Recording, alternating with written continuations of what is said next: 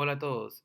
En el video se podrá observar la resolución de un ejercicio relacionado con gráfica de funciones. El problema nos da la función y sus derivadas.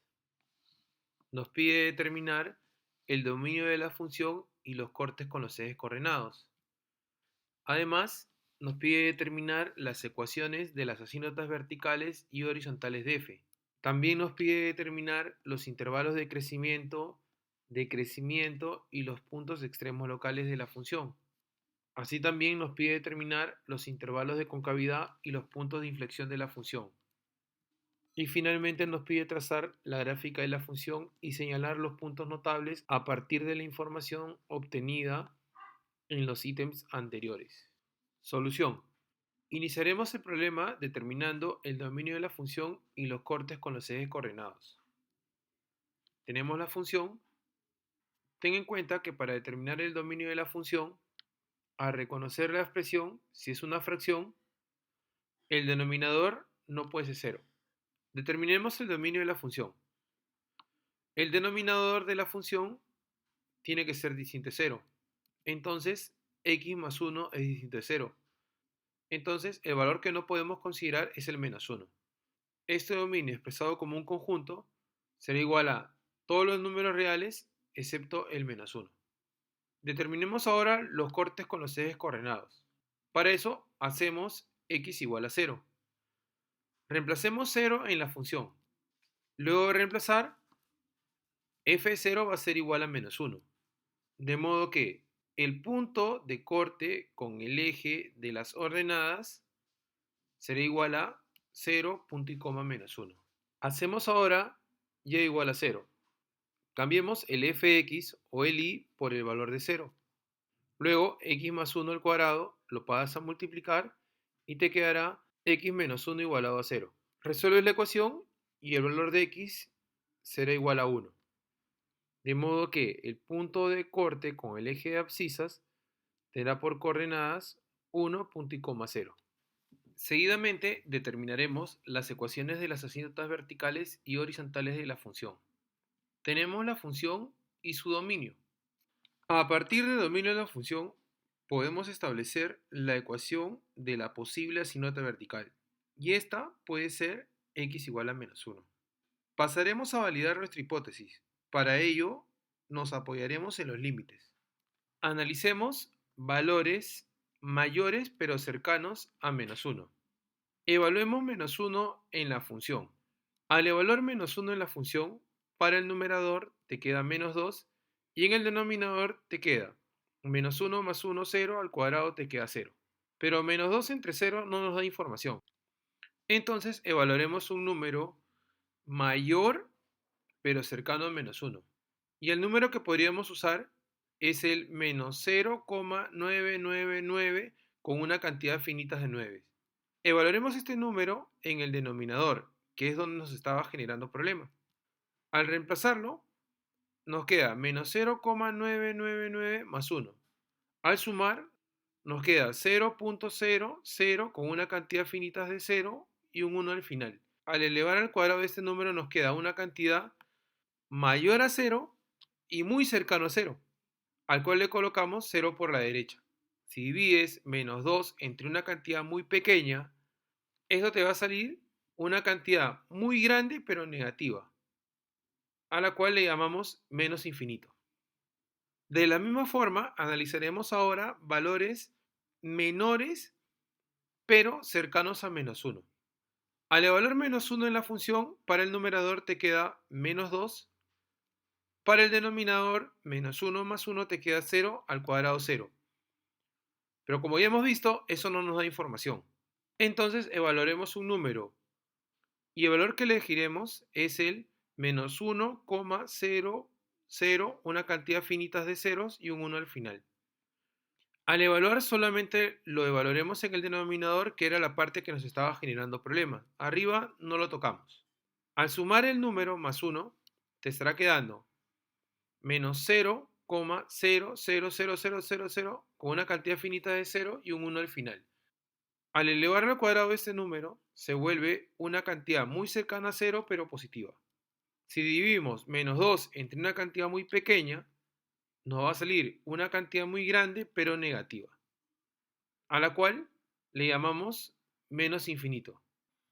Por lo tanto, hemos validado que la asíntota vertical tiene por ecuación x igual a -1. A continuación, determinaremos las ecuaciones de las asíntotas horizontales de la función. Analicemos la función cuando x toma valores muy grandes. Al evaluar el infinito en la función, reconocemos que la forma indeterminada es infinito sobre infinito. Notamos que el denominador es un binomio al cuadrado, el cual lo vamos a desarrollar. Para poder levantar esta forma indeterminada, reconocemos que la variable con mayor exponente de toda la expresión es x al cuadrado. Dividiremos todos los términos de la fracción entre x al cuadrado. Luego de reducir, podemos evaluar el infinito.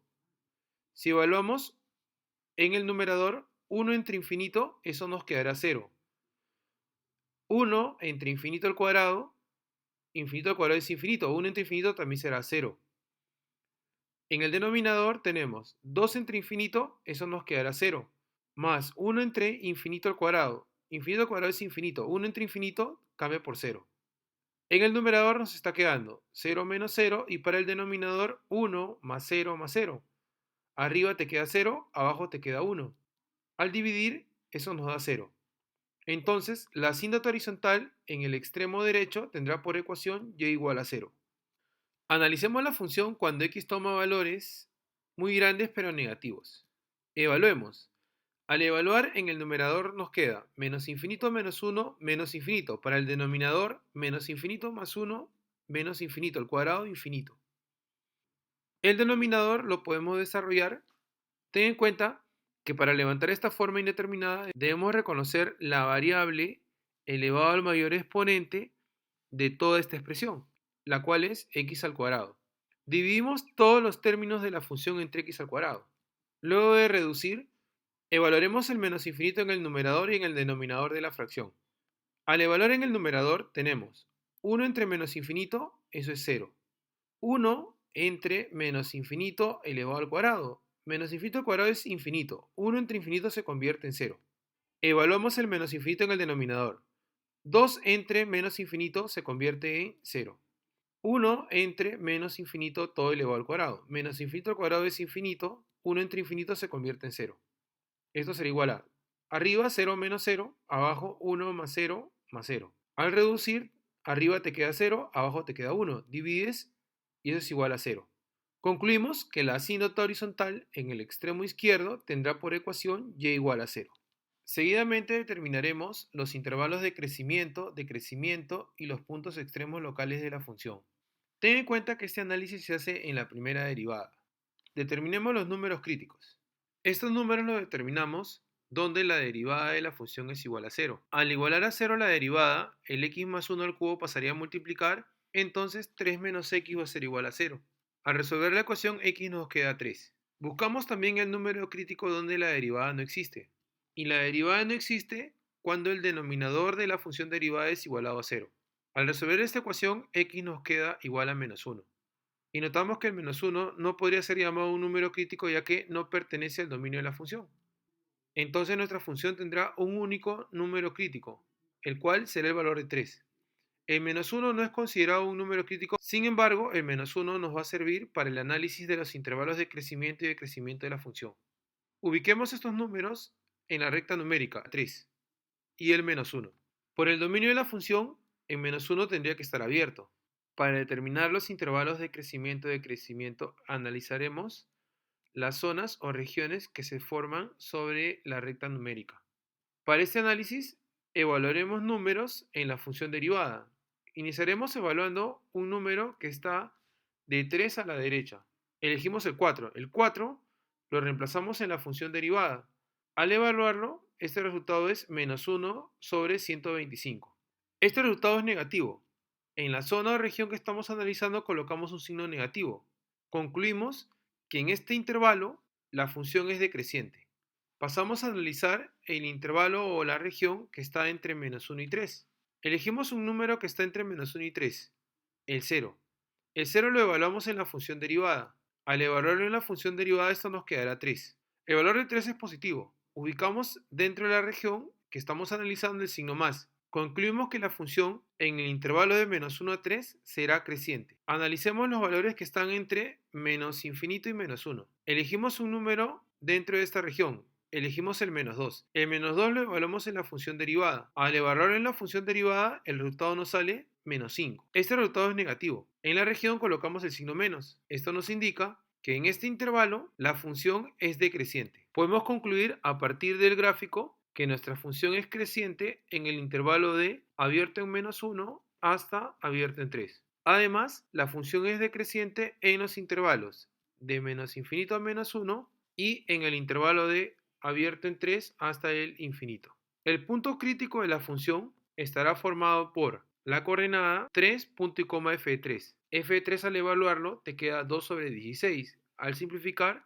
un octavo. Si lo llevas a decimales, el punto crítico tendrá por coordenadas 3, punto y coma 0,125. Reconocemos que las zonas adyacentes o contiguas a 3 tienen signos distintos. Uno tiene signo más, el otro tiene signo menos. El que está a la izquierda es más y el que está a la derecha tiene menos. Por tener signo más y luego menos, decimos que nuestra función tiene un máximo local en 3. A continuación, determinaremos los intervalos de concavidad y los puntos de inflexión de la función. Ten en cuenta que este análisis se hace en la segunda derivada. Determinemos los números críticos de segunda especie de la función. Buscamos aquellos valores donde la segunda derivada es 0. Si igualamos a 0 la segunda derivada, el denominador de la fracción pasaría a multiplicar y nos estará quedando 2x menos 10 igualado a 0. Resolvemos la ecuación y el valor de x será igual a 5. Luego buscamos aquellos valores donde la segunda derivada no existe. Estos valores los determinaremos igualando a 0 el denominador de la fracción. Al resolver la ecuación obtenemos que el valor de x será igual a menos 1.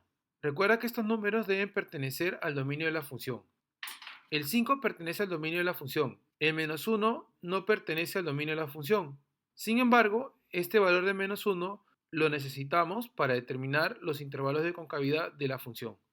Ubiquemos estos números en la recta numérica. Ubiquemos el 5, ubiquemos el menos 1. Colocaremos un punto sin pintar en menos 1, ya que el menos 1 no pertenece al dominio de la función. Separamos en zonas o regiones. Para identificar el tipo de concavidad en el intervalo, elegimos un número y lo evaluaremos en la segunda derivada. En el primer intervalo elegimos el valor de 6. El 6 lo reemplazamos en la segunda derivada, obteniendo el valor de 2 entre 2401. Nos interesa el signo de este resultado. Este número es positivo. Colocamos en la zona el signo más. Entonces, la función en este intervalo es cóncava hacia arriba. Elegimos un número en el intervalo de menos 1 a 5. Elegimos el 0. Lo evaluamos en la segunda derivada. El resultado es igual a menos 10. Cogemos el signo de este resultado. El signo es negativo. Entonces la función en este intervalo es cóncavo hacia abajo. En el último intervalo elegimos el valor de menos 2. El número menos 2 lo evaluamos en la segunda derivada. Al efectuar, obtenemos el valor de menos 14. Cogemos el signo menos y lo ubicamos dentro de la región. Por ser una zona negativa, la función en este intervalo es cóncava hacia abajo. La función es cóncava hacia arriba en abierto en 5 hasta abierto en el infinito. La función es cóncava hacia abajo en el intervalo de menos infinito a menos 1 y en el intervalo de menos 1 a 5 abierto en ambos lados. Para determinar el punto de inflexión, observamos el número crítico de segunda especie en la recta numérica. Alrededor de este número, las zonas contiguas o adyacentes deben tener signos alternados, lo cual en la imagen va de menos a más. Por lo tanto, el número crítico 5 generará el punto de inflexión 5, punto y coma, f de 5. Para determinar f de 5, evaluamos el 5 en la función. Al reemplazar el valor de 5 en la función, nos da por resultado 4 sobre 36. Al simplificar nos queda 1 noveno. Nuestro punto de inflexión tendrá por coordenadas 5, punto y coma, 1 noveno o su equivalente que se muestra en la imagen en decimales. Finalmente trazaremos la gráfica de la función y señalaremos los puntos notables a partir de la información obtenida en los ítems anteriores. Previo a realizar este gráfico, sintetizaremos la información obtenida en la primera y segunda derivada mediante un cuadro. Tenemos la información de la primera derivada y tenemos la información de la segunda derivada. En nuestro cuadro ubicaremos aquellos valores que están señalados en la recta numérica en nuestros dos cuadros, que son el -1, el 3 y el 5. Trasladaremos los signos de la primera derivada en nuestro cuadro. A la izquierda del -1, la zona es negativa. Entre -1 y 3, la zona es positiva. Después del 3 es negativo. Para la segunda derivada, los signos que hemos obtenido son: a la izquierda del -1, menos. Entre -1 y 5, todo es negativo. De -1 a 3 era negativo y de 3 a 5 negativo. Después del 5 es positivo. Vinculemos la segunda con la primera derivada, de abajo hacia arriba. En el intervalo de menos infinito a -1 decimos lo siguiente: la función es cóncava hacia abajo, pero con pendiente negativa. En el intervalo de -1 a 3 tenemos que nuestra función es cóncava hacia abajo, pero con pendiente positiva. En el intervalo de 3 a 5, nuestra función es cóncava hacia abajo, pero con pendiente negativa. En el intervalo de 3 a 5, nuestra función es cóncava hacia abajo, pero con pendiente negativa. Para valores mayores a 5, nuestra función es cóncava hacia arriba, pero con pendiente negativa. Para trazar la gráfica de la función, iniciaremos trazando el plano cartesiano. De la información obtenida en los ítems anteriores tenemos el dominio de la función, los cortes con los ejes coordenados, los puntos 0, punto y coma -1 y 1, punto y coma 0. Estos puntos los ubicamos en el plano cartesiano, 0, punto y coma -1 y el punto 1, punto y coma 0. Además obtuvimos la asíntota vertical, cuya ecuación es x igual a -1. También tenemos la ecuación de la asíntota horizontal, cuya ecuación es y igual a 0, que representa el eje x. También obtuvimos la información acerca del punto máximo local, cuya coordenada es 3,0.125, el cual lo ubicaremos también en el plano cartesiano. También obtuvimos la coordenada del punto de inflexión, cuya coordenada es igual a 5,1. También lo ubicamos en el plano cartesiano. Sintetizamos la información obtenida de la primera y la segunda derivada en un cuadro. Traslademos las curvaturas a la parte inferior del plano cartesiano. A la izquierda el -1, entre -1 y 3, entre 3 y 5 y de 5 en adelante. Trasladamos nuestra curvatura a la izquierda el -1, trasladamos nuestra curvatura entre -1 y 3, trasladamos nuestra curvatura de 3 a 5, trasladamos la curvatura y de 5 al infinito trasladamos la curvatura. Graficamos la curvatura de menos infinito a -1 en el plano cartesiano. Ten en cuenta que la gráfica de la función no puede cruzar el eje de abscisas, ni tampoco puede cruzar la asíntota vertical. Además, un dato particular fue el determinar el límite de la función cuando x toma valores menores y cercanos al -1. Eso nos salió menos infinito. Entonces la gráfica de la función tomaría esta forma. En el intervalo de -1 a 3 tenemos la curvatura. Recuerda que de la información obtenida en el ítem B, el límite de la función cuando x toma valores cercanos y mayores a -1, eso nos salió menos infinito. Y además la curva debe pasar por los interceptos hasta llegar al punto 3, punto y coma 0, 125. En el intervalo de 3 a 5 trasladamos la curvatura. De 5 al infinito trasladamos la curvatura, teniendo en cuenta que la gráfica de la función no puede cruzar el eje de abscisas. Trasladamos la curvatura, con lo cual hemos obtenido la gráfica de la función.